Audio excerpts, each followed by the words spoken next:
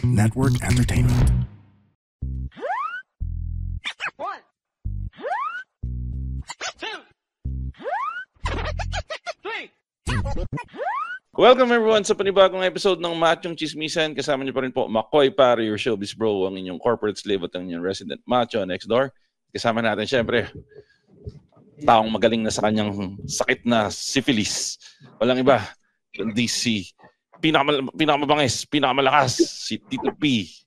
Tito P, welcome back! Tito P, or take it dito. Hayop ka mo. Kamusta na yung syphilis mo? Fuck you. You're tulot Tito Nas. Kaya mahirap mag-absent eh. Tito P. O nga pala, kasama rin natin. Tagal nating na-miss dito sa Machong Chismisan to. Walang iba. Ang iyong... Ano nga ba yung ano natin? Malimutan ko yung ano. Ano ba? Yung ano, yung apo ng mga nang rape sa mga lola natin. Walang iba kundi si Masa Hironyoka. Ay, Masa. Hello guys, kamusta naman kayo? Kailan ba tayo nag-record? 2 months ago, no? 2-3 months ago? O nga, madami kasing madami kasing nangyari. At si Masa, mga kaibigan, sobrang busy niyan ngayon. Buti nga, nabigyan tayo ng time. Isipin mo, Tito P, siningit lang tayo niyan. Galing na naman to sa open mic, talagang minamaster niya yung craft niya. Pero, Masa, tanong nga, pag nag-open mic ka dyan sa Japan, naiintindihan ka nila? Oo naman, English naman, grabe ka naman. English. English naman yung open mic dito. So kung English nga. English natin dyan ko. Kasi di ba marunong mag-Hapon? Hindi masyado marunong mag-English yung mga Hapon? Hindi, ano naman, foreigners naman karamihan. Okay. Yung room. Pero pag may makikita mo, pag may Hapon, yung hardcore na Hapon, yung kung paano sila kahit saan, nakatingin lang. Kaya hindi mo alam kung natatawa sila. Kasi ganun dito sa simbahan, sa theater, or saan man. Masa, may tanong ako. Ano yan? Malalaman mo bang hardcore yung Hapon kung pixelated? Oo. Sobra. Pero censored eh. Pero 'di ba yung mga Hapon talagang notorious talaga sila na na parang NR. Oo, pag yung mga ganong parang hindi naman NR, more on nahihiya sila. Nakikita mo sa mukha nilang natatawa silang tutuwa pero hindi sila expressive like physically. So siyempre, ibig sabihin hindi mo kita yung mata yun. So gago. Gago mo, Tito P. Hindi, bakit? Pareho sila ng mga Chinese, Korean, saka mga Japanese, di mo makita expression ng mga mata nila. Bakit pag nanonood ako ng porn, sobrang expression naman nila. Nakapikit pa rin sila dun, di ba? Ang lalaki mata nila pag nakahubad na. Hindi kasi parang hindi lang ako masyado makapaniwala na ganun yung ganun sila na parang sa lahat ba ng aspeto ng buhay nila is tahimik sila. Oo, halos lahat. Pag makikita mo yung difference ng dito lumaki at yung may western influence na yung ugali. Yung mga tipong para sila makisalamuha. Sample Maria Ozawa. Wala tayong ibang point of reference. Si Maria Ozawa, 'di ba? Japanese siya, pero may halo na siya na Canadian French yata kundi ako na. Parang feeling ko na siya eh. Lumaki siya. Iba na yung kanya eh. Iba na yung influence siya kasi nga na siya eh. Kumbaga, sa industry siya nagtrabaho eh. Kumbaga, nakasalamuhan niya na iba-ibang klaseng tao eh. Iba-ibang tite.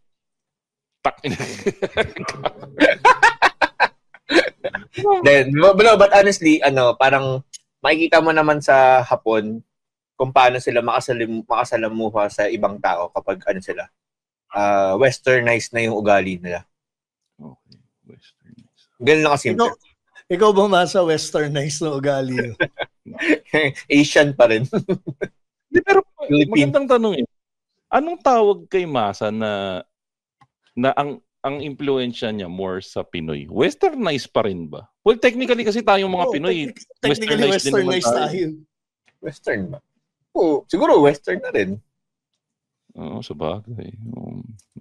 Hindi, yun nga balik ako. Kasi parang ang hirap paniwalaan lang na yun nga, may isang Pinoy na stand-up comedian na so, believe ako kay Masa, Tito P. Ang sipag niya, talang inilalaban niya yung hilig niya sa craft niya sa isang bansa na kung ako isipin ko sa Pinas nga lang, pag ako, parang tatama rin na ako kasi takot ako, di ba? Sinasabi ko na yan paulit-ulit na takot ako mag-stand up. Kasi nga, ang hirap kumuha ng reaksyon eh. Hindi katulad ng pag nagpa-podcast ka na hindi mo nakikita kung ano yung reaksyon nila eh. Si Masa, may extra level of difficulty. Kasi number one, hindi niya kalahi yung mga kaharap niya. So mas mahirap i-express yung mga joke niya. Saka number two, nandun pa yung level of difficulty ng mga Hapon na non-expressive nga. Pero ikaw, Masa, nararamdaman mo ba yun? O ngayon ko lang ipinamumukha sa'yo na mahirap? Baka susunod matakot na si Masa. No? Hindi naman. Ano kasi, pag nasanay ka na sa open mics, hindi mo na iindahin yung hindi mo na iindahin yung bumobomba ka ba? Or kasi nandun ka for testing. Iindahin mo yung kapag show. Kasi nandun lang naman, kumbaga mababang expectation kapag open mic, kapag yung actual show na, actual event. Pag doon ka bubomba, doon ka hindi nakakuha ng tao, yun yung masakit sa loob ng komedyante. At least from my perspective. Kasi binayaran ka nila eh. Ang lang, siguro ang sinasabi mo extra level. Ang extra level sa akin na difficulty kasi kailangan ko i-up par sa maintindihan nila yung jokes. Kasi syempre hindi ko naman pwedeng gamitin yung mga jokes na na-develop ko for Philippines na yung mga jokes na maintindihan ng mga Pilipino pero pag nilabas mo sa Pilipinas, hindi na.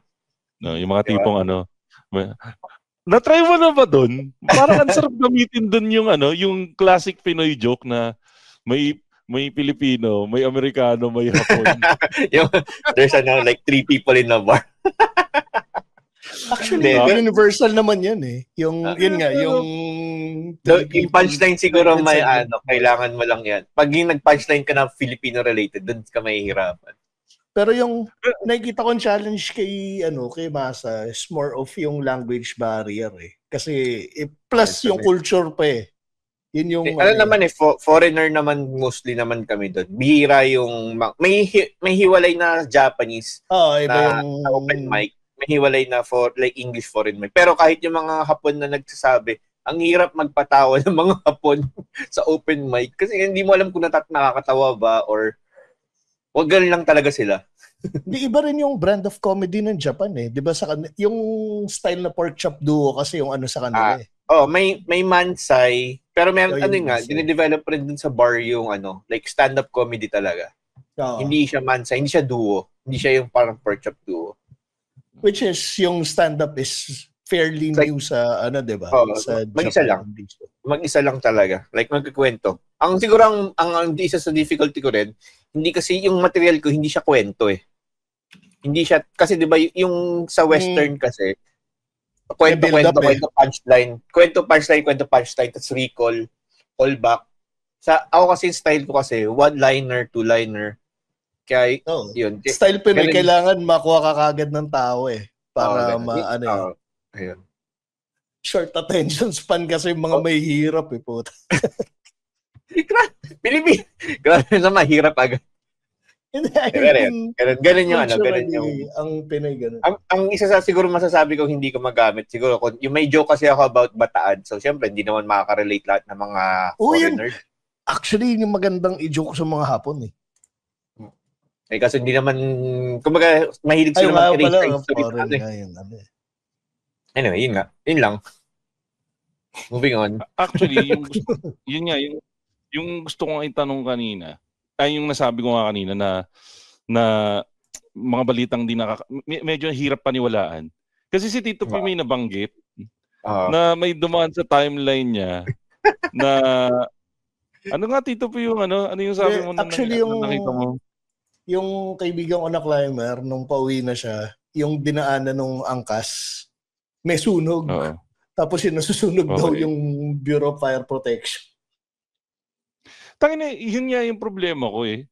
Sa sobrang hirap paniwalaan nung balita na sinabi mo. Tangina, medyo gago rin kasi na nasunog yung office lang ba ng BFP, sangay lang ng BFP. Ano yung nasunog? Yan ang hindi ko alam yung basta pinakita niya lang niya video, nagkakagulo tapos may sunog eh. Mamaya nagrally lang. Ang ginagawa ko nga ngayon, Kanina pa ako naghahanap, BFP sunog, Bureau of Fire Protection, fire. Puta, wala lumalabas na balita. Ako rin naghahanap. Blackout ba to? Posible. Pero legit dahil yung video pinakita. Tsaka kanina lang nangyari. So, most likely, legit. Pero yun nga, ano pa sa, yung ironic ng mga balita. Ayun nga, ano pa sa tingin yung mga balitang medyo mahirap paniwalaan? Kasi isa pang sample, punta tayo ng konti sa politika ng konti. Kasi meron di ba yung kay Anthony Taberna? Kilala niyo si Anthony Taberna? Oo, si Tuning. Ito, to be honest, ang sakit-sakit sa dibdib. Kasi isa si Anthony Taberna sa mga childhood na paborito ko na radio news anchor. Kasi nakwento ko na rin naman dito sa Machong Chismisan ng napakaraming beses na laking radyo ko. Na pinapakinggan ko lagi dati yan, Tito P, Masa, sa DZMM. Yun nga, yung 2x2. Ikaw, Tito P, nakikinig ka ba ng FM dati? AM. Yan, yung si Anthony Taberna, pinapakinggan mo yan dati. Sila ni ano ang pangalan nung si Jerry Baha, yung 2x2. Jerry Baha. 2x2. Tapos ito nga huli, naglabas sila ng ng balita na tungkol kay Senator Risa Ontiveros. Yung tungkol nga sa insertions di umano na meron. Na eventually nag-leave siya ng bad taste na parang ito na ba, napaisip ako. Ikaw ba, Masa, nabalitaan mo ba sa Japan yung nangyari na yun? Yung kay Risa Ontiveros? Nakita ko lang sa timeline, may 3 billion daw na parang mga about sa budget insertion. Hindi ko na naman masyado binasa. Pero si Anthony Taberna daw yung siwalat, parang ganun. Actually, napanood ko siya ng yung full video na ina-expose nila. Ang masakit lang kasi, yung the way they presented it, parang it was such a bad thing na ako naman, napaisip ako, sabi ko, puta, ito na ba yung time na aawahin ko si Risa Ontiveros? Or ito na ba yung heartbreak na makikita ko na someone na parang chinicheer mo, tapos malalaman mo na puta parte rin pala siya ng sistema. Parang parehas din yung Tito P Masa nung balita nga na kinuwento ni Tito P na puta, yung Bureau of Fire Protection, nasunog sila. Ito naman yung naisip ko, yung taong inaasahan ko, well, at least sa perspective ko, kasi syempre sa mata ng mga taong ayaw kay Senator Risa Ontiveros, basura din siya. Sa kanila yun pero sa akin na parang si Risa Ontiveros na parang siya na nga lang isa sa mga inaasahan ko sa Senado, biglang malalaman ko may ginagawa din daw siya umanong mga insertions. Parang wait lang, di ba si Risa Ontiveros yung sa PhilHealth na issue daw before? Tama ba? Actually, yan yung allegedly. Hindi, actually ang tagal nang ibinabato sa kanya ng mga kabilang kampo ng mga ayaw kay Risa Ontiveros yung tungkol sa PhilHealth. Pero ilang beses na kasing na-explain yung sa PhilHealth. Yung lumalabas na yun, before ba or after niya, Tito P, yung scandal sa PhilHealth? Ang alam ko kasi after nasa Senado na siya nung nakita ko yun Oo. Pag nakaupo na siya nung binabato sa kanya yung issue na yun. Pero kayo, Tito P, Masa, meron bukod dun kung ano ba kayo? Hindi ko kasi alam kung ano yung take nyo kay Miss Risa, kay Senator Risa Someone ba na masasaktan ba kayo or nasaktan ba kayo nung narinig niyo yung balita na yan, or may impact ba sa inyo, o parang wala lang sa inyo na parang ganyan lang, mukhang ganyan naman talaga si Senator Risa? Ay, si Tito P muna. Nakaka-disappoint. Kasi pero hindi yung masasaktan na parang shota ako. Hindi kasi ako aminin ko, nasaktan ako kasi parang binibigay ko yung suporta ko. Parang imaginein mo yung hindi kasi childhood hero. Basta yung someone na pinaniniwalaan mo, biglang malalaman mo na may mali pala siyang ginagawa. Ganong level yung naramdaman ko nung nakita ko. Naka-ready na akong mag-research. Yun yung trigger ko na parang kailangan ko i-research to, kailangan ko makita kung totoo o hindi. At sa kabutihang palad, napatunayan ko na yung balita nila, though may hint ng katotohanan, they just delivered it maliciously. Kasi technically, lahat pala ng senador, merong ganon. At iba yung tinawag nila, insertion kasi yung tinawag nila. Ang tawag pala doon, amendment. At dun sa lahat ng senador sa budget at sa lahat ng senador na lahat ng senador may amendment. At ang nakakatawa doon, si Risa Ontiveros pa yung may pinakamaliit na amendment at 3 billion. So parang doon mo makikita yung maliciousness na gustong gawin nung nila Anthony Taberna. Kasi okay. Bakit siya yung highlight? Lahat naman pala meron. And bakit siya magiging yung suwerte kung lahat naman pala meron? Pero anyway, sige, balik sa inyo, Tito. Ako hindi na ako nagugulat pag may mga ganyang balita. Pag sa mga politician. Parang hindi ka naman. Bakit? Kasi alam mo naman yung kalakaran. At least ako na kung expected mo na yung kalakaran sa Senado. Siguro kung buhay pa siguro si Miriam Defensor, doon ako magugulat talaga na kung may ginagawa siyang yung mga ganyan, yung mga babalitang may insertion, amendment, or na parang i-highlight na pera. Pero, ayan, ang ganda ng buti ka mo, sinabi mo yan, Masa. Kasi merong ginawa si Miriam Santiago na nagulat din ako. Na, Tito P, alam mo na yung sasabihin ko? Na ginawa ni Miriam Santiago na nagulat ka na, Ikaw, ewan ko, Masa, kasi ikaw mas bata ka sa amin ng konti. Pero alam mo ba yung isang bagay na ginawa ni Miriam Santiago na medyo nakakagulat na pag sinabi mo siguro, medyo magugulat ka na ginawa niya? Ang nasa top of my head, yung recent election. Ay, hindi itong recent election, yung kay Duterte ata yun na election. Parang yung swap, parang pang swap or something ganun. Basta yung ginawa niya nun. Hindi, ang ginawa niya, tumakbo siya bilang president. Tumakbo siya bilang president. At ang vice president niya, si Bongbong Marcos. Si Bongbong. Na parang madami it left a bad taste din sa mouths ng ibang mga taong naniniwala sa kanya. Pero ang nangyari lang, madaming tao na yung parang nakalimutan din yung Tito P, no? Yung meron pa siya yung kay Erap Kaya yung isa pa, yung kay Erap, yung sa envelope. Yung envelope. Tapos yung yung I lied, 'di ba? Yung kasi ang sinabi niya dati tatalon siya tatalon siya mula sa helicopter Ewan ko kung natatandaan mo yun, Masa. O masyado ka pang bata. May mga controversy siyang naman na hindi. Nung 90 kay Fidel Ramos yun, alam ko hindi kay Erap iba pa yun. Yung kay naman, yung tumakbo siyang presidente against FVR. Dito lumalabas si edad. Ang expectation talaga ni Miriam, siya yung mananalong presidente nun. Tapos, malakas kasi siya nun no? Malakas siya nun. Tapos hanggang ngayon, hanggang nung naging senadora siya, masama pa rin loob niya kay FBR kasi naniniwala siya na dinaya siya ni FBR kaya hindi siya nananalong presidente. Yun yung narinig. Kaya nga daw parang nagkaroon ng insanity onte dahil nga saan na napunta yung iniisip. Yun nga, yun ang nag-trigger nun. Kaya siya tinawag na Brenda. Kasi after nung presidential elections, hindi niya tinigilan sa FBR. Tapos yun nga, palagi siyang, every time na nagkakaroon siya ng platform para magsalita sa media, palagi niyang tinitira si Ramos. Kasi yun yung sinasabi nila sa sobrang talino ni Miriam Defensor. Yun, naging ganun na. Pero kung sa topic, kayo ba may maliban kay Ontiveros, may magugulat pa ba kayo na biglang madadamay sa issue ng mga pera sa gobyerno? Vico. Pwede. Si Vico. Usual suspects, Lenny. Although to be fair kay Risa, may sabihin lang ako kay Risa. To be fair kay Risa, kasi alam ko kung saan siya nakatira.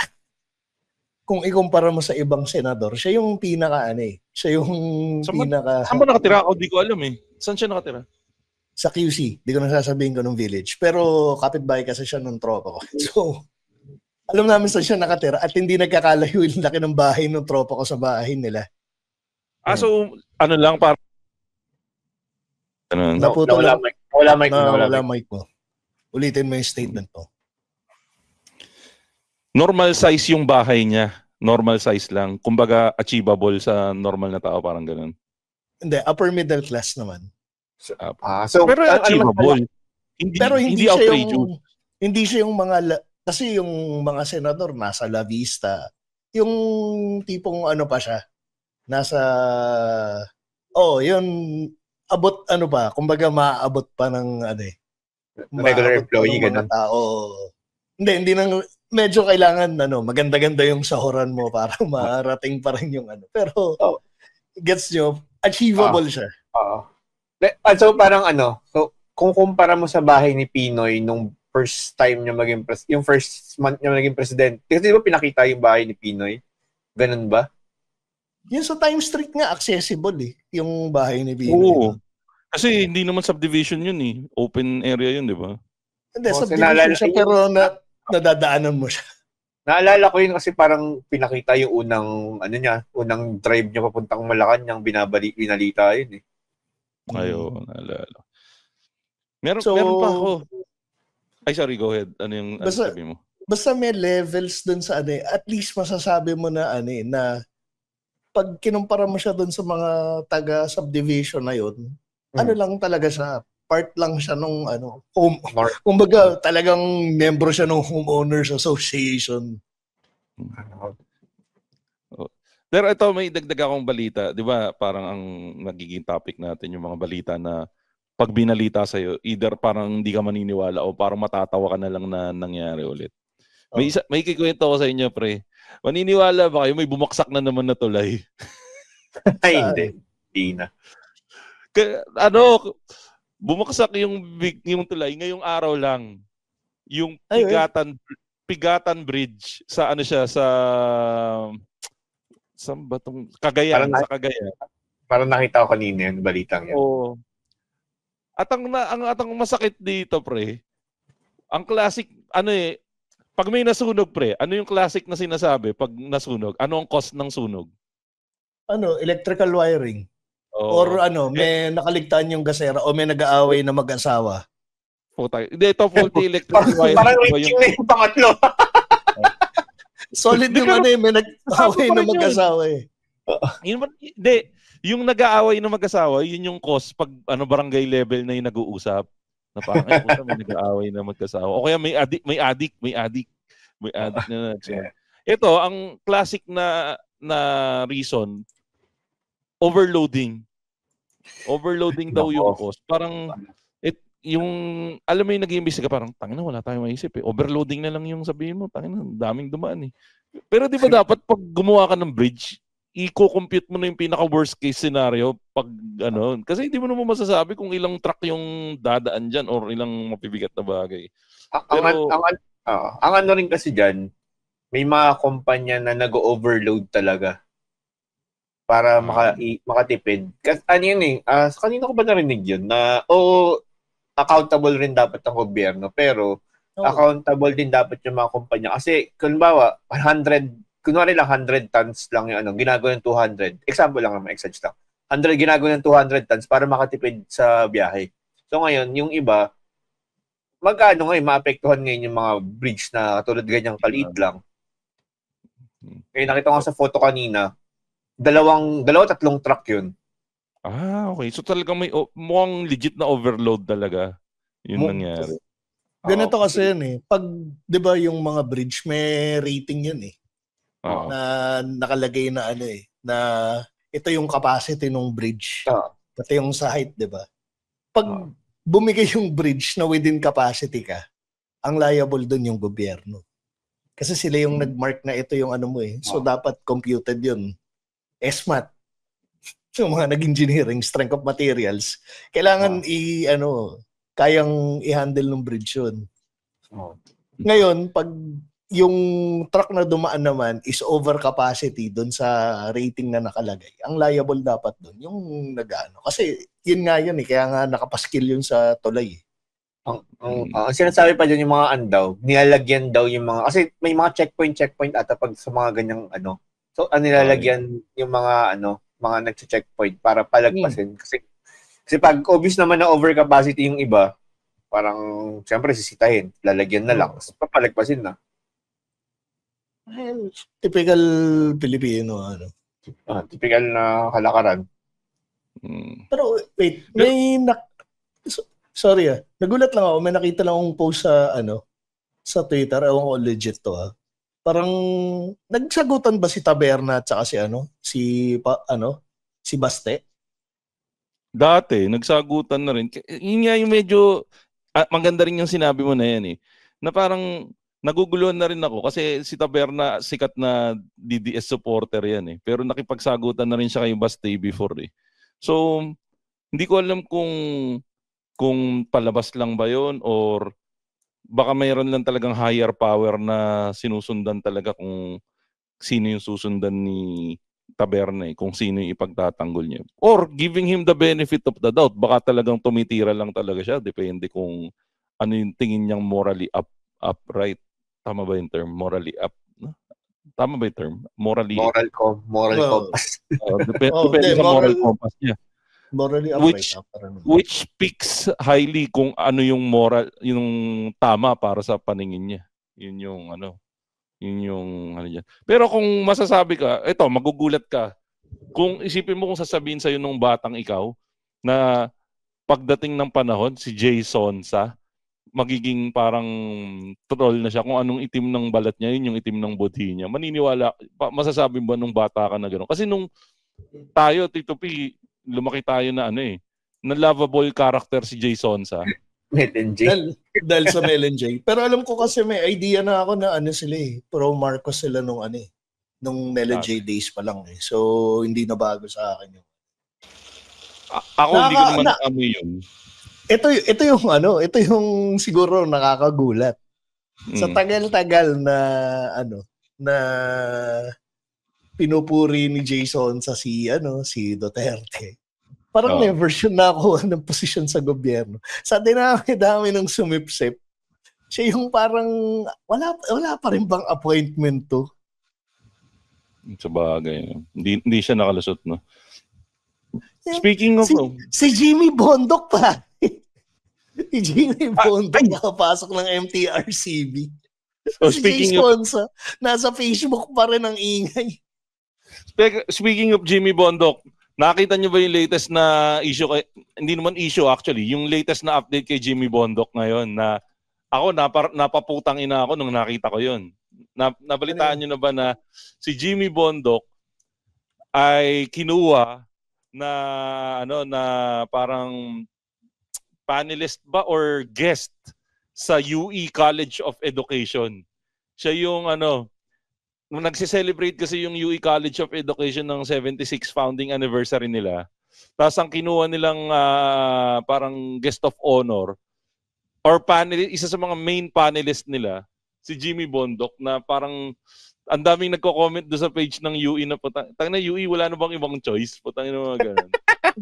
para nag-share siya para saan ulit? Ano yung sabi mo, Tito B? Hindi, nag-share ulit para saan? Hindi, magpa-panelist siya doon sa sa isang event ng UE. Pero eto bibigyan ko naman ng benefit ng konting konting benefit of the doubt yung UE College of Education. Kasi tanggalin mo yung pagiging DDS ni Jimmy Bondoc. Tapos tanggalin mo lahat ng mga stupidong comments and suggestions niya nitong nakaraan. Ang ganda ng storya ni Jimmy Bondoc eh. Ano ba? Musician na sumikat, na madaming sinulat na magandang kanta, na nag-aral ng mabuti para maging isang abogado. Di ba kasi abogado siya ngayon eh? Oo, abogado siya. Hindi mo maitatanggap. Ako as much as I hate Jimmy Bondoc, hindi mo maaalis sa kanya yung credit na nakapagtapos siya ng abogasya. Mahirap yun. At siya? Lawyer na ba siya or hindi pa?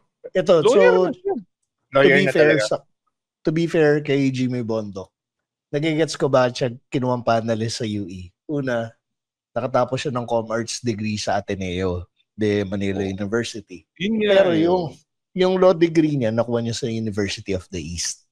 So, okay. Yun yung reason bakit siya kukunin na panelist kasi produkto siya ng UE. Yun nga yung tatanong ko kung alumni ba siya ng UE, ba't siya kinuha? Yun na yun, sumasagot sa tanong mo. Tsaka ano na siya, attorney naman siya. Legit. Kasi madami nagtatanong di daw ba available baka daw hindi available si Robin Padilla kaya si Jimmy Bondoc. Actually, mas ano pa nga si Jimmy Bondoc eh. I mean, from a credential standpoint. Kung tatanggalin mo lang yung pagiging senador ni Robin, anong credential? Feeling ka talaga nakasira kay Jimmy Bondoc, kamukha niya lang talaga si L.A. Lopez Tapos ala ko si Willie Rebillame. Hindi, yung una, magsimula tayo sa iodizol, tapos yun pa, maging DDS pa si puta. So, yun yung doon, yun yung downside doon. Hey there! Alex Calleja here. Bakit ako nandito? Kasi gusto kong ipaalam sa'yo na may podcast din ako. It's called Punchline with Alex Calleja. I talk about everything. Serious, happy, sad, pero sa dulo, may punchline or may comedy. Again, it's Punchline with Alex Calleja. Available on Spotify o kung saan ka man kumukuha o naikinig ng podcast. Namumukhaan kita, nilista ko pangalan mo, kaya see you there. Yun talaga yung problema. Pag pinaghalo mo ang politics talaga sa career mo, magiging downfall mo kadalasan.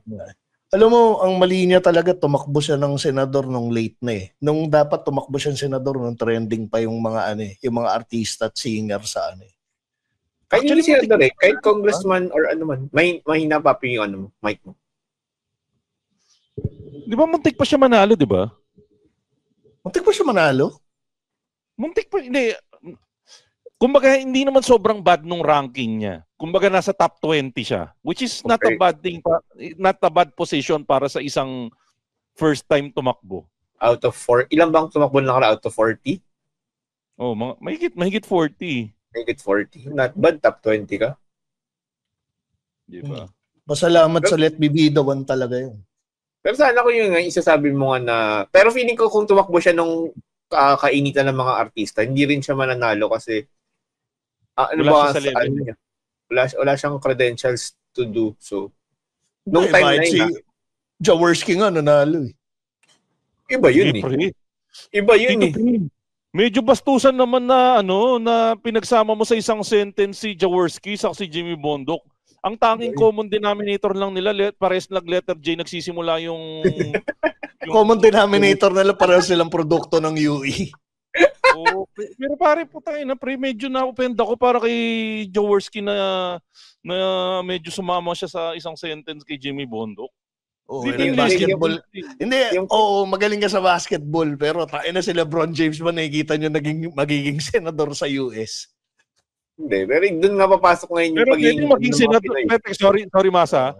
Anong sabi mo, Tito P? Nakikita mo ba si LeBron James na pwede maging senador sa US? Oo. Pero nakikita ko si LeBron James na pwedeng maging senador sa Pilipinas. Reflection siya sa mga Pilipino. Import. Ganun na kalalaw, nag-import na tayo ng senador. Do not underestimate the power of the Philippines. Pero kay Jaworski yun eh. Parang alam mo talagang hakot niya yung mga tao eh. No, pre. Kasi mahal siya ng mga tao talaga eh. Sino si Lebron? Si Lebron. Alley-oop. Pre. Isa pa. Ano pa sa tingin niyo yung mga nung mga balita na narinig niyo na parang napaputang ina ka nung narinig mo yung balita na yun? Ako meron ako siguro. Napaputang ina ba kayo? Tanong to Napaputang ina ba kayo nung narinig nyo na yung nag-mental breakdown si Sarah sa social media niya, yung pinagmumura niya yung sila Marcos. O parang tanggap nyo lang na posible talaga mangyari yun. Ako kasi nung narinig ko parang napaputang ina ako na technically quote and quote parang nanakot siya na ipapapatay niya. Pero yung nagmura-mura siya doon medyo okay lang sa akin. Hindi pala okay. Parang normal lang sa akin na posibleng mangyari talaga yun. Di ba on brand naman yun? Pero yung magpapapatay na tatawagan mo na Di umano, actually, di umano eh. Nag-hire ka ng killer at tas mundo. Naputol ka na naman, ituloy, ulitin mo yung statement mo. Yung on-brand pa rin ba yung parang sinabi mo na mag-hire ka ng killer tapos ipapapatay mo yung presidente ng Pilipinas at ibubunodcast mo sa internet? On-brand yung on-brand, sino ba tatay to begin with?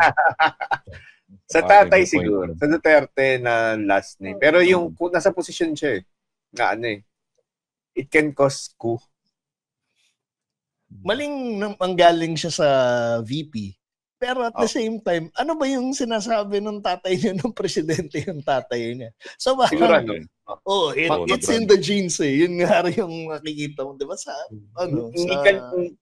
hindi ka na magagulat na nanggaling sa kanya. Pero magugulat ka na nasa sa position na pinanggalingan. Kasi parang becoming for her position. Pero again, kasi parang sinasabi mo na, parang indirect din sinasabi mo, iti-take over mo yung Pinas. Runs in the family, bro. Indirectly mo. Ganun, kumbaga indirectly mo lang siyang sinabi na I'll take over kasi nga papatayin yung current na po. Ikaw papalit eh. Di ba nga yun yung pinaka-viral na ad ni ni Duterte? Alin? Tumatakbo siyang presidente. Yung huling Pasko na nung mga kriminal. Ay, oo nga. Putang ina. Ayun, nagulat ako na may ganung klaseng ad. Nung napanood para sa presidente. Yun. Yung mga panggulat. Kaya nga, yun yung shock value. Kaya siya nanalong presidente.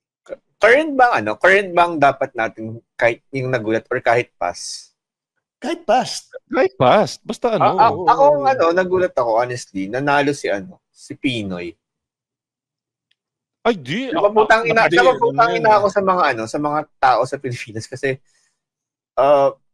siyempre, lang to, hindi ako nag-fully research. Parang, ang sinasabi is wala naman daw ginawa si Pinoy nung nakaupo siya sa Senate. Tapos yung mga kalaban niya, i-compare mo sa mga kalaban niya, ang winning factor lang niya, yung nanay niya. Pero, other than achievements na isa-side to side mo, wala. Kasi nga masyado siyang play safe as a senator na nag-reflect din nung run niya bilang presidente kasi nga 'di ba sinasabi nga nila yung jump ng mga projects ng ng DPWH nung panahon niya tapos nung napunta sa panahon ni Tatay Diggs na nung panahon niya masyado niyang nililimitahan yung mga projects, kumbaga finifilter talaga. Yun yung diba? Yun sinasabi nga nila na hindi sila basta-basta nag-aano ng mga projects kasi nga tinatry nilang i-minimize yung corruption tapos biglang pagdating na Duterte biglang pumalo. Yung diba yung doon naman ng chart yung kila Diskaya. Panahon yung natahimik si si Bato Kasi nag-start pumutok yung mga projects nila Diskaya noong 2016 pero contractor na sila ng panahon ni Pinoy. Si Pinoy, agree naman ako kay Masa na parang wala talaga siya sa radar na tatakbo na presidente. Wala sa radar talaga ng kahit sino na tatakbo si Pinoy na presidente nun. Ang tatakbo na presidente under liberal that time si Mar. Tapos namatay si Cory. Siya yung nakakuha ng traction. Siya na talaga yung naka-groom na Mar Rojas, everything. Tapos tama si Tito P. Biglang namatay si Cory. Nabuhay ulit yung yellow movement. Parang same story din nung sa nanay niya na ang nagdala sa kanila sa pagiging presidente is yung kamatayan nung isang kamag-anak nila. Na, yun nga. Pero tingin mo ba, mananalo ba si Mar nun? Kasi mainit si nun. Si Gabo, diba? Mainit si Villar nun. Si Teodoro ang nun Alam pong isa sa ginugroom Hindi si Mar Hindi, si Mar talaga yung nun. Si Gibo rin, hopeful ka sa si Gibo. At saka nung time na yun, nung nagkakampanya si DILG siya, di ba? Sino? Si DILG siya at the time. As far as I remember, siya yung endorsement, ini-endorse ni Arroyo. Oo. Kasi bata siya ni Arroyo eh. Oo, kaya siya DILG nun eh. So kaya nga nung nalungkot nung namatay parang nalungkot rin siya kasi nga ano siya, na-chapwera siya dahil nga nag-surge na yung kay Pinoy eh. Pero yung kay Mark kasi, siya yung top na na senador. Galing naman siya sa momentum na siya yung siya yung top na senatorial bet. Prior to yung presidential elections. Tapos he had to give way kasi pag yun nga, ika-cannibalize naman nila yung yung demographic nila. Kaya nga 'di ba nagpaubaya si Marque Pinoy noon. Yun yung doon eh. Yun yung narrative doon eh. Kaya nagsenador na lang siya ulit. Oo. Tapos yun nga lang, unfortunately for Mar, nung turn na niyan, yung turn na niyan tumakbo, doon na, hindi na niya nadala yung momentum. Kasi alam na ng mga tao na tatakbo siya. So, syempre, yung sa kanya, yung pag-atake sa kanya, nagsimula na rin nun. Tapos, yung iba doon, self-inflicted wounds na. Oo, uminom ka sa plato. Kumain ka sa baso. Uy, technically teka. Traffic ka. Correct lang kita, Masa. Yung iba, talagang sablay yan. Daming sablay ni Marnon. Yung pag-inom sa baso, yung pag-inom sa plato, edited yun. Edited ba yun? Edited yun.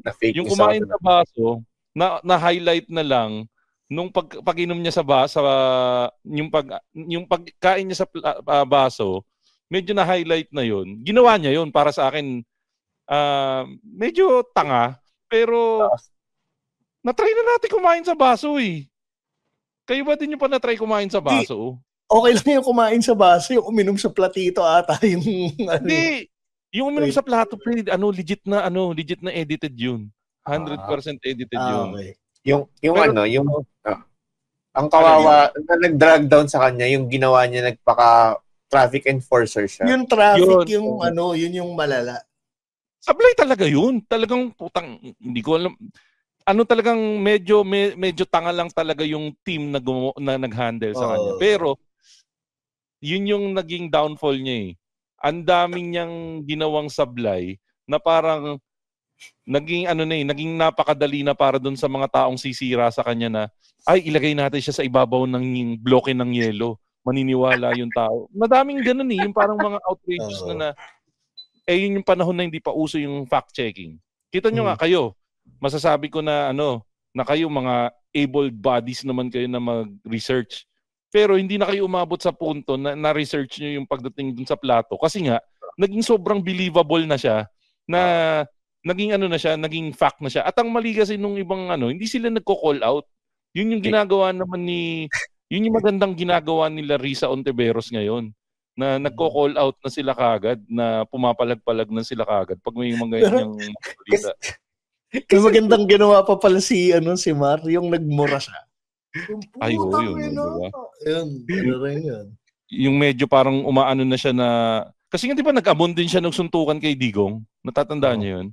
Dumo-Duterte na rin siyang style nun nung time na yun. Pero natatandaan niyo yun, yung nag-amon siya ng suntukan? Pero off-brand kasi yun eh. Hindi, medyo forgettable nga siya dahil off-brand para sa kanya yung ganun eh. Alam mong sumasabay na lang siya kasi nagte-trending na yung isa. So, yun. Sa akin, lalo nga siyang nasira nun. Dapat nag-anon na siya. Nag-stick na lang siya dun sa pagiging niya eh. Pagiging brand. Yung star. Saka yung yung sa kontrabando, di ba yung nag-ano pa? Yung appear. Buwah! Yung fist bump. Pinagtripan siya nila. Kasi yung pinagtrip, ang nagtrip pa sa kanya nun sila yun pa isang nakakagulat. Pinagtripan siya nila Ramon Bautista, R.A. Rivera, si Jun Sabayton, si Lord De Vera, para lang i-endorse ni Papi Ramon Bautista. So yun yung tapos kinestyon pa si Ramon doon. Sige yung recent to naman na naisip dun sa, sorry, alis na ako dun sa pinag-usapan. Napaputang ina kayo, yung mga vloggers na nakikisaw-saw itong nakaraang Trillion March. Napaisip din ako. Actually, napag-usapan namin yun at lalabas. May na-interview kami, Masa. Na, ewan ko kung by this time na lumabas tong episode na to, lumabas na yung episode namin tungkol kay Kong TV.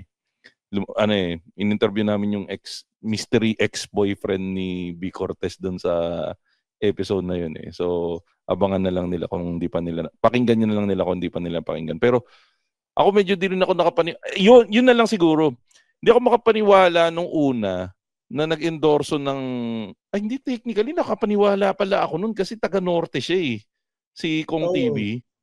Saka yung history niya pala ng pagpili ng mga politiko niya eh. Yun yung medyo hindi ako nagulat eh. Pero ikaw, Masa, nagulat ka dun sa ganun? Nagulat ako na bumaliktad. Biglang sasali kayo after, yung pinag-usapan rin to sa ibang podcast na parang, kumuha kayong pera, sasali kayo na hindi naman tayo pinanganak kahapon, open secret ang corruption sa Pilipinas. Sa tingin mo, saan kinuha yung mga binayad sa inyo for endorsement sa bulsa nila? Ganda nung statement na yun.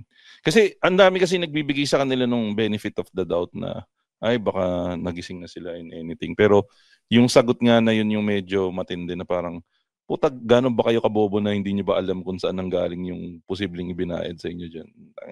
But then again, there's puta price. Hindi, yun nga. Masa, tangin ang gaganda ng mga niya. Yun pala yung sagot, Masa. Naabot lang talaga yung puta price. Kasi pati si Camille, di ba, in-endorse nila? By the way, congratulations nga pala, Senator Camille Villar. Nanganak na si Senator Camille Villar eh.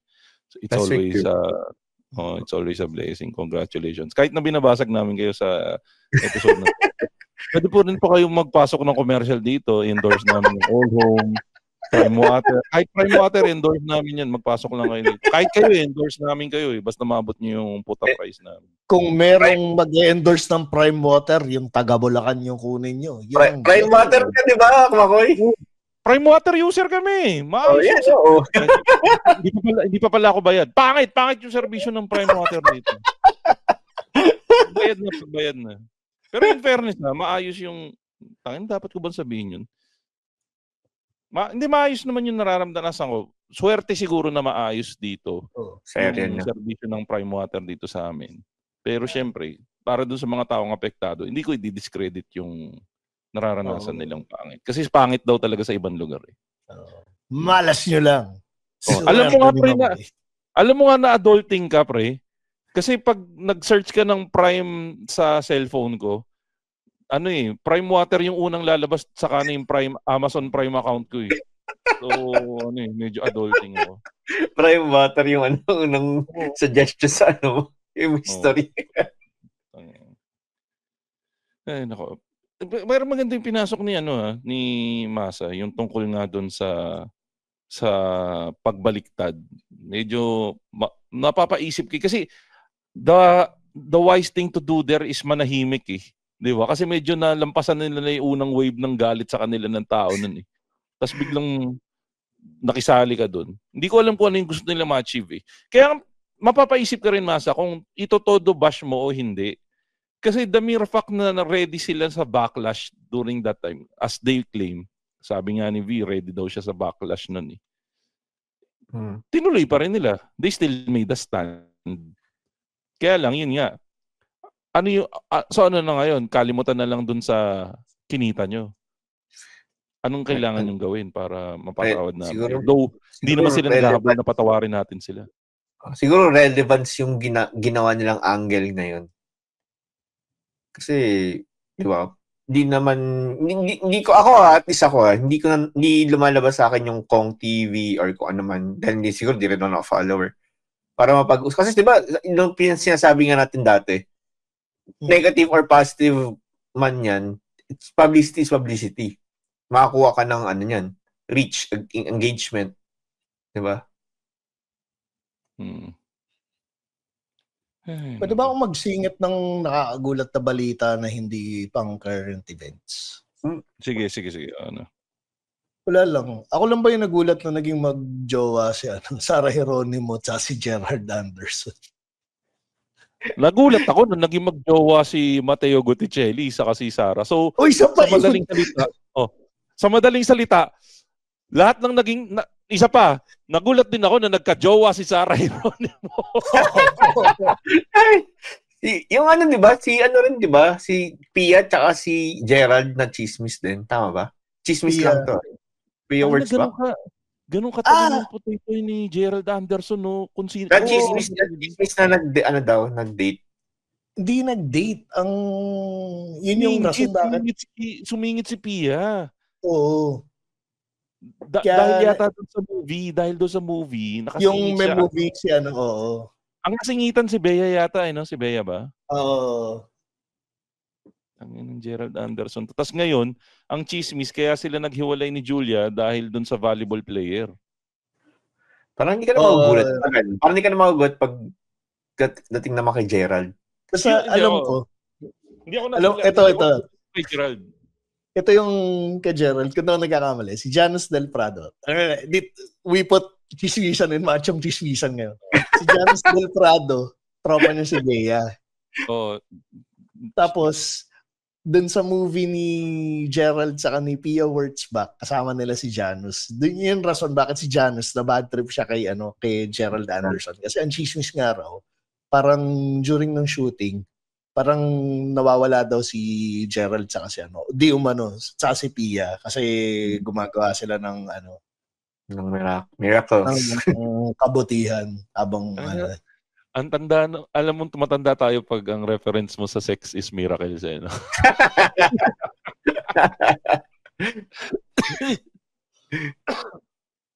Pero nag-tell all din yan si nag-tell all din si Janus Kasi 'di ba nga parang may click sila Janus, sila Bea. So, yun nga galit na galit talaga siya kay Gerald Anderson. Saka ata naapektuhan yung pagkakaibigan nila ni Bea. Oo, kasi parang siya yung bantay dun Eto, nagulat ba kayo nakasama si Arjo dun sa mga congressman na pinangalanan? Ikaw, taga-QC ka, T2P. Ay, hindi ka nagulat. Hindi, alam mo bakit? Bakit? Tumatakbo siyang kongresista, nagkalat yung mukha niya dito Ang dami niyang pondo di ba pwedeng yun? Main Mendoza money yun? Hindi. Isipin mo na lang, pre, kung tumatakbo ka sa eleksyon at napakalaki ng binubuhos mong pera, siyempre, parang sa akin may balik parang tinatrato mong business yun. Ang lagay, charity. Hindi ka naman si Pacquiao na kayang i-sustain yung yung charity work na ginagawa. Si Pacquiao nga sa laki ng kinikita niya, bandang huli nagrereklamo na siya dun sa charity work na ginagawa niya. Kasi hindi na sustainable May point naman, may point. Nakakalungkot lang Yun. Ano pa? Ano pa yung mga bagay na nagulat kayo? Meron pa ba? Judy Ann saka si asawa niya, Ryan Agoncillo. Parang total opposite. Total opposite. Sila. Okay. Oo. Nothing against Judy Ann pero kasi si Ryan Agoncillo parang ang image niya ng mga dinedate niya is mga alta sosyedad na Oo, nung panahon na naging sila, height ng pagiging masa ni Judy Ann. Judy Ann. Si Judy Ann, maganda si Judy Ann, mayaman si Judy Ann. Pero kasi, ang market ni Judy Ann is masa. Ryan Agoncillo, kasi ang target market niya is Class AB. Filipino-Japanese ang market niya? Sige. Si Masa. Pero agree. Hindi, ewan ko, si Masa, kaidaran naman natin ito di ba yun yung panahon na ang partner niya si Wawi de Guzman, yan, di ba? Tapos trinay siyang i-elevate ng konti nung medyo ni Rico yan ng konti, medyo umelevate ng konti. Pero yung Rico yan nga, medyo sa akin parang mismatch na Para sa akin okay lang. Alam mo yung feeling ng nanonood ng Sir Chip? Oh. Una sa lahat, si Jody Santa Maria, hindi siya mukhang pangmasa. Hindi, ang ibig ko sabihin, di ba si Sir Chip, gumawa ng kasambahay. Pakirespeto po si Jody Santa Maria. Reality TV ba to? Pakinggan mo muna kasi yung explanation ko. Oh, sige. Nung nag-reference ako ng Sir Chip, si Sir Chip, yung karakter si Sir Chip, gumawa siya ng kasambahay. So parang nagbibigay ng feeling na yung social na lalaki pwedeng magmahal ng kasambahay. No, mahirap. Ganon din kasi yung feeling na ibinibigay nung Rico yan, Judy Ann. Kasi si Rico yan, Lasal student, altang-alta. Tapos, si Judy Ann, though hindi siya mahirap na nasa lusa. Hindi siya mahirap. Hindi. Nagsimula naman siya sa hirap. Extra siya nun eh. Oo, pero hindi siya mahirap. Artista na kuya niya eh. Oo nga, pero pakinggan mo kung saan ako nanggagaling. Kasi nga, ang karakter nga kasi na pinoportray ni Judy Ann. Abang-aba. Apihin. Parang siya yung FPJ na si FPJ ang pinoportray na karakter lagi ni FPJ, hero. Si Judy Ann naman, pag inisip mo, apihin na parang kasambahay ang role, binabatok-batukan ng role, binubugbog ni Clara, laging ganun yung role niya palagi. Tapos inilab team siya kay Rico yan. Tapos inangat na naman nila yung karakter nung nilab team naman siya kay Piolo, na pinakita nila na pwedeng magkaroon ng relasyon ang parehas na babae. Pero yung kay Sir Chip, di ko talaga matanggap yung Jojo ng katulong, na Jody Santa Maria. Ay, hindi mo pa rin matanggap. Ilang taon na natin pinag-uusapan niya si Jody Santa Maria bilang kasambahay. Ewan ko sa'yo. Hindi. Sinasabi ko lang, kung ganun yung kasambahay ko, parang yun yung mag-aangat sa akin sa kahirapan. Ay, no. Pero balik tayo. Legit pa talaga yung sinabi mo tungkol sa Bureau of Fire Protection? Kanina ko pa ginugoogle, wala talaga makita eh. Fake news mo yata kami, Tito P. Baka naman fire drill lang yun. Hindi, legit. Kasi nag-send lang ng message sa amin yung kaibigan namin. Fake news yung kaibigan mo, walang news article. Hindi ako niniwala basta walang news article, walang resibo. Anyways, wala. Pero sorry, may isa pa akong parang seryoso ba na balita. Ito medyo international. Kim Kardashian tsaka si Pete Davidson. Parang sa history kasi ni Kim Kardashian, panay black tapos biglang may puti na ulit.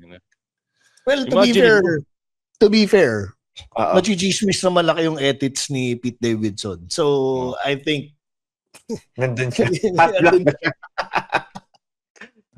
May joke ako na may joke ako di ko nahihirit offensive. Sige, sabihin mo na. Hindi, wag na. Ewan ko talaga. Mapapahamak pa ako. Anyways, eto hindi to fake news. October 12, Sabado de Bomba, pero linggo siya gagawin. Yan ang, napaisip tuloy ako kung fake news siya o hindi. Tangina, anong kagaguhan yan, Masa? Magsasabado de Bomba kayo pero linggo.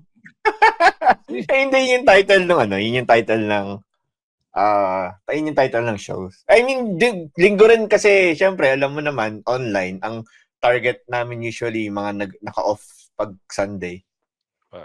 And sa bahay lang naman, sa online siya. So, kaya talaga maraming possible siya makanood. Kasi diba pag Sunday, gusto mong pahinga ka na, chill na lang. Kaya ginawang Sunday rin. Sige, imbitahan mo na sila. So, October 12, ayun. Sabado de Bomba, pero linggo. Kailan ba lalabas to? Nun? Kailan lalabas mo na to? Basta lahabol yan. Okay.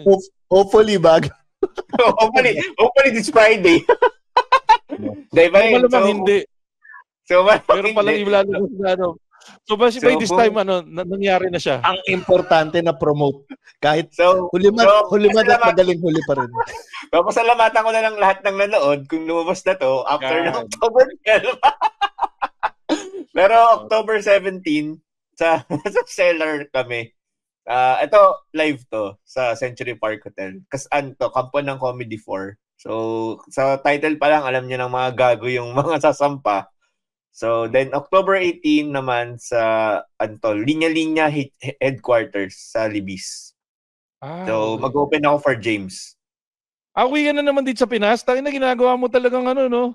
Nakailang uwi ka na sa Pinas, di pa rin tayo nagkikita, no? Sa 17 nandyan ako. Huli tayo nagkita sa sa premiere ng Gladiator. Uy, oo nga pala, Masa. Mag-thank you ka na sa mga lahat ng nanood ng kampon ng comedy sa kanila. So, thank you sa lahat ng nanood ng October 17, 18 at 19 na show namin. Tinitingnan ko yung schedule. Sabi ko, tangina mo ang di aabot ng 17 sa kanila. So, kung naman to, skip nyo na tong part na to. Salamat sa lahat ng nanood. Yun, hindi fake news yun. At yan, mga kaibigan. Maraming salamat nga pala, Masa. Na-miss ka namin sa pag-guest mo dito. Parang pumapayat ka? Pumapayat? Ayaw nga pala, batiin ko nga pala yung mga kaibigan natin na una, batiin yung mga kaibigan natin na podcast. Nandyan nga pala sila, Backtrip Podcast, Tigas Dito Podcast, Pinoy Mimology Podcast, 25% Podcast na kasama si Jasper Reyes, 3040 Podcast, MJ's Bubble Podcast, yung Fanboy Chronicles Podcast, Galingan Mo Naman Podcast, Tatay Hood Podcast, Kislot Chronicles Podcast, yung Pandango sa Lightbulb Podcast, saka Konichi Mates Podcast. Yung mga Patreon, si Olayo Sinpri, Kay Gandahan, Dar Almeda, William asawa ni Beng, Wilbert na asawa ni Beng, si Darwin Bisuego, si Jimbo, Jason Bonsa, si Jun Magpuyo, si Iser Patalen, saka si patron ng mga Patreon, wala nga ba kundi si Len Mackenzie, saka yung mga kaibigan natin yan sa Kitorific PH. Tito P, may gusto kang batian pala? Wala. Promote ko lang yung IG ko.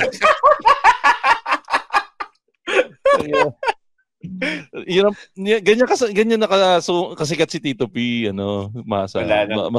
Masungit na siya ngayon, hindi siya bumabati ng gong. Sige naman, wala ka man lang batiing friends na nakikinig. Batiin mo naman yung mga friends mo, Tito P, wala ba? Wala, binati mo na lahat eh. Office mates mo, wala ba? Hindi, yung friends kasi namin ni Tito P, we run at the same circles. So, we run at the same circle. So, yung mga binati ko, yun na rin. Yun na yun. Package deal na. So yun. Follow, guys. Ay, sandali. Follow niyo muna ako sa IG ko, Tito__. May nagpapabati sa May nagpapabati sa Machong Tambayan. Teka, saan na ba yung Machong Tambayan yan? Bigay mo kasi listahan para mabati natin. Hindi, nakuha ko na nga. Sabi ko kasi, tawag dito, i-message ako pag magpapabati na nakakalimutan ko. So kung yung nagpapabati sa akin sa Machong Tambayan, pasensya na, alam mo naman, ulyanin ng Ito, nakita ko na. Si Jay. Mali ka na message. Hindi, tinignan ko na si Jay. Jay, salamat ng marami sa sa lahat pala ng nag-comment doon sa thread ng ABS-CBN doon sa Underrated Podcast. Di ko alam kung matutuwa ako na nilagay tayo sa Underrated Podcast, pero maraming salamat pa rin doon sa mga bumati sa atin. Parang double, parang backhanded slap. Hindi naman. Actually, ma-appreciate ko na underrated tayo eh. Kung cool pals tayo tapos lalagay tayo sa underrated, doon ako medyo mayayamot. Kasi consistent sila sa taas eh. Tayo. Tayo eh. Sabi mo nga, sila NBA level tayo, nasa barangay level. Ay, nako. At yan, ang ating latest episode ng Machong Chismisan. Kasama pa rin natin ang apo ng mga sumalbahi sa atin nung mga nakaraang panahon. Si Masahiro Nyoka na lagi nagsasabing. Wala, patawarin niyo na po mga mag-anak ko. Every episode nagsasorry. Ay, teka, mas maganda mag-sorry ka sa amin in Japanese para mas ramdam namin. Simasen eh. Minasang simasen. Gomenasai. Tagilang sorry yan, tumatawa. Hindi sincere eh. Okay lang, binigyan mo naman kami ng binigyan naman kami ng Japan ng ng underground. Anong tawag doon dito pa sa Ayala? Underpass ba tawag doon? Hindi, ng tunnel. Binigyan naman kami ng tunnel eh. So, okay na yun. At kasama pa rin po natin, pinakamabangis, pinakamalakas, si Tito P na lagi nagsasabing. Bago ko sabihin yung statement ko, maraming salamat, Masa, at sa saling lahi mo, walang anime at walang Tina Yuzuki. Honesty is the best. Ayan.